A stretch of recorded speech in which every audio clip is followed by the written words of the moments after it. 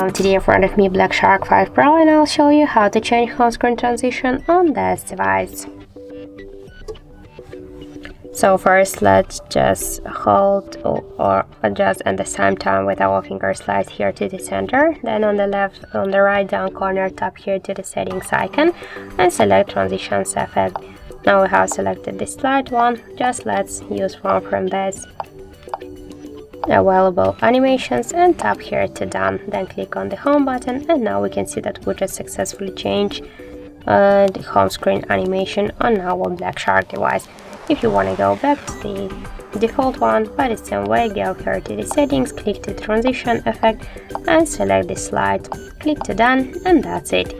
So thank you for watching, and if you find this video helpful, don't forget to leave a like, comment and to subscribe our channel.